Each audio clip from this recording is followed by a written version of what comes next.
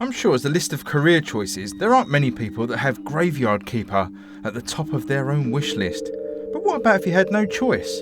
What about if you're in the afterlife and your assigned job in the spiritual netherworld is to tend to the plots and gravestones of the recently deceased? It actually raises a whole other question of why some of the bodies in this realm are corpses and others, like yourself, are free to wander around, but that's just minor details. I'm sure all will become clear towards the end of the potentially hundreds of hours of gameplay available in this game. Now I've played Graveyard Keeper enough to have a good handle on all the main mechanics, so let me tell you if it's worth digging graves, removing hearts and growing carrots as a career choice worth pursuing in Graveyard Keeper on the Nintendo Switch. Now comparisons with Stardew Valley are unavoidable on the surface. The two look almost identical, although I'd personally say graphically, Graveyard has an edge with its more highly detailed pixel work and lighting effects, but dig deeper, and the two games have noticeable differences. Time always seemed against you in Stardew Valley, and the game became more of a test of math as you min-maxed your way through the day, and it began to feel a lot like actual work. The changing seasons also lent themselves to a degree of frustration, as missing a season could potentially see you have to wait a long time before being able to, cultivate your potato crop or something. I don't know, I just don't want to hate on Stardew Valley. It's one of my favourite games on the Switch, but I guess I'm just trying to make the point that although the two look very similar and do have similar elements in them, they do diverge as the way they progress you through the game. Where Stardew was fairly open-ended on the whole, Graveyard Keeper does actually have a little more of a deeper story than, this is your grandpa's farm, get on with it.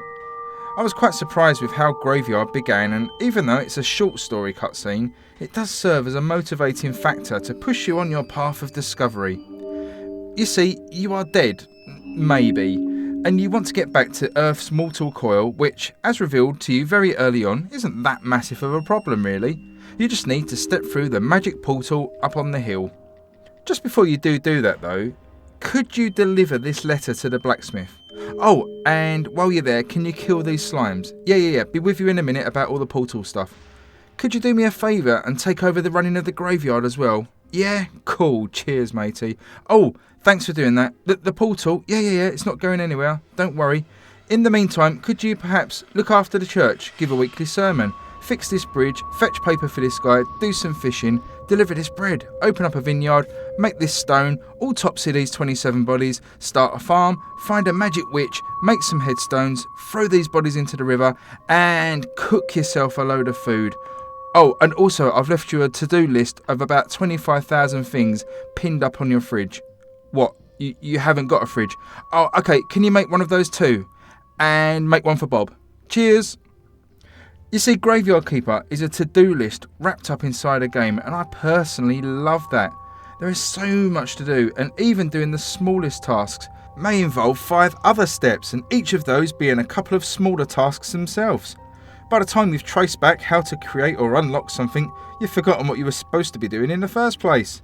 Now this could be a criticism of the game, and perhaps an option in-game to see your outstanding tasks more clearly in one place would have been welcome. But once you get into the swing of things after a few hours, you tend to get into a rhythm of knowing what you need to do at any given point. The main thrust of the game, as the name alludes to so perfectly, is being appointed the keeper of the local graveyard, and eventually the church it surrounds. Bodies flow free and easy, being delivered almost daily from the local talking donkey. Don't ask. Although after a while he will realise he has workers' rights and goes on strike until his conditions are met. There are actually lots of these tiny plot points in the game from NPCs that serve as pushing on the game to the next mechanic. Anyway, as soon as a body is unceremoniously dumped off by the working class donkey, it begins to decay if left out in the sun, so your first task is to hot-foot it to the morgue as soon as you hear the little bell to alert you that a delivery has been made and you need to get that body onto the autopsy table ASAP. Bodies arrive in varying degrees of quality, signified by a number of red and white skulls. The more red skulls a body has, the more negative points the body will amass when put 6 foot under. Too many red skulls and you're better off just chucking the body in the local river or even cremating it and waiting for the next delivery. You can improve a corpse's quality by performing various autopsy tasks on it, from removing the blood and fat to removing the heart and skull. Be warned though, for the unskilled mortician carrying out these tasks could leave the body in a bloody mess. All of these skills though can be learned, which I'm going to explain in a moment. Once you're happy with your corpse, you can carry it off to the graveyard, dig a 6-foot hole and drop it in. This will reward you with a burial certificate that can be sold for sweet cash to the innkeeper. The scores of all the bodies in your graveyard will give you a total quality rating, and as well as the dead themselves, the decorations around the graves and also the general upkeep of the church will also all contribute to your score. The score itself plays into certain mechanics in the game as well, where various story elements will unlock as you pass certain score thresholds.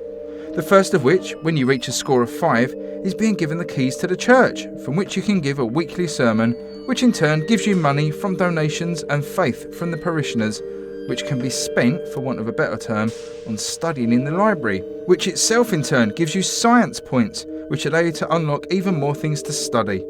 Like so much else in this game, it's multiple little streams of systems feeding into a huge ocean, and it can feel overwhelming, although the pacing is just right, I felt, in how the new mechanics are introduced to you.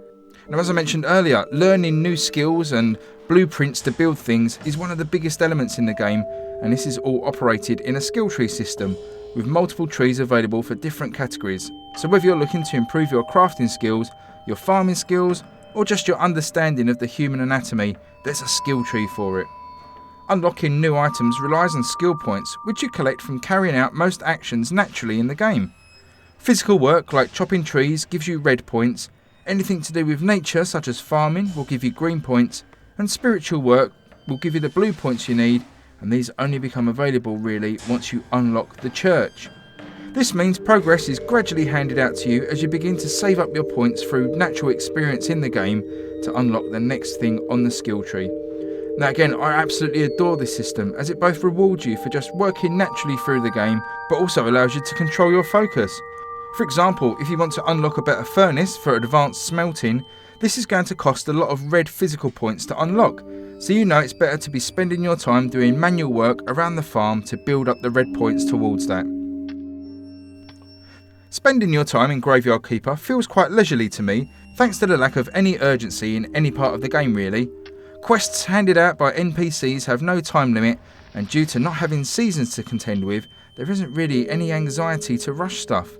There is a day-night system that has some effects, and certain NPCs will only appear at specific times of day, and some creatures will appear at night and some during daylight.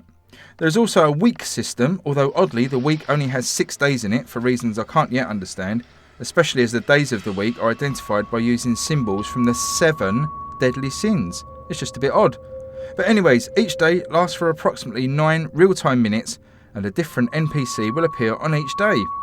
This takes a while to get used to, but if you get stuck, the symbol of the day that they appear on is shown on the NPC section of your pause menu.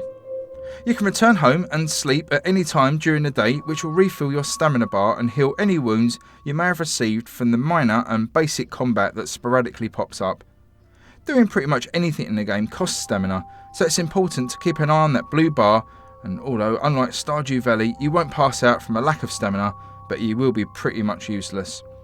Eating various types of food that you can make and cook in your house will give you different stamina buffs, from slowing down the rate that the stamina erodes to straight up refilling the bar completely, but nothing beats a good night's sleep. Be warned, sleeping is the only way to save the game as well, so there's no auto-saving here, which did catch me out a couple of times in the first hour. Right, just before I wind this down and give you my final thoughts, I would like to thank you all for watching this review, and if you enjoyed it, please do consider subscribing, hitting that like button, and I'd also love to hear from you below if you've had any strange graveyard stories yourself, or just anything spooky that you've encountered. Let me know below, be interested to hear.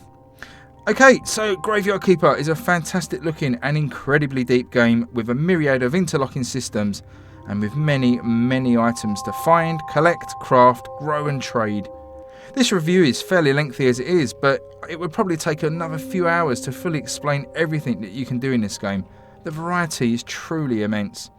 Whilst not deep or intrusive, the overarching story will give you motivation to keep coming back, as the game does actually have an ending, unlike other games of this type. How long it takes you to beat the game will depend on how long you want to play it really. I've seen an estimation of around 60 to 70 hours to complete the game, but have also seen comments from players on the PC and Xbox that have put in 4 times that amount of time and are still playing. Value for money is absolutely off the hook here for the asking price. Now the game does launch with a DLC pack called The Breaking Dead, which introduces the concept of zombie workers, who you can employ to automate and carry out more of the menial tasks in the game for you. And although I haven't tried it yet myself, the £4.49 asking price seems a little bit cheeky if that's the only benefit you get. Maybe once you're 100 hours deep into the game and can't take mining any more stone, then it may be worth your time. Atmosphere in the game is great though, with some lovely lighting and weather effects at times, and some really chilled out, albeit repetitive, musical scores that drift in and out during play. Other sound effects are as you'd expect in a game like this, as you saw wood and chip away at stones. The characters' voices are quite funny though, as although they talk in a type of Sims gibberish, they take on accents of the type of character they are. So the bishop's chattering sounds very drawn out and echoey, like he's in a church, whilst the donkey talks with an Eeyore twang in his voice. It's a nice little touch. If I had any criticisms, they are minor. A run button would have been nice, as getting around can sometimes be tiresome, although it doesn't take long before you get a quick travel item. And just generally, a lot of this game requires some guidance, which the game doesn't really offer, and I've resorted to a few online guides to get me through some parts of the game. And with that in mind, I've put together my top 10 beginner tips for Graveyard Keeper, which will be live on the channel very shortly. Graveyard Keeper not only emulates the superb Stardew Valley, in some ways it surpasses it. The focus on an end goal does give it a different feel, and the variety of tasks you can carry out means each time you play it should feel fresher than the rinse and repeat of farming in Stardew. Any minor niggles aside, I'm going to be giving Graveyard Keeper on the Nintendo Switch a 9.5 out of 10. For what it's worth, even though I haven't reviewed it for the channel, this is the same score that I would also give to Stardew Valley. Both are excellent games, and both are different enough to sit alongside each other in your Nintendo Switch library. Well, thanks so much for watching this review, I really appreciate it. Please consider subscribing if you're new to the channel, and please remember to hit that like button, and remember to leave me a comment about any graveyard or just spooky experiences that you've had. Until next time, stay switched on, and I'll see you again on the next video. Cheers everyone, bye!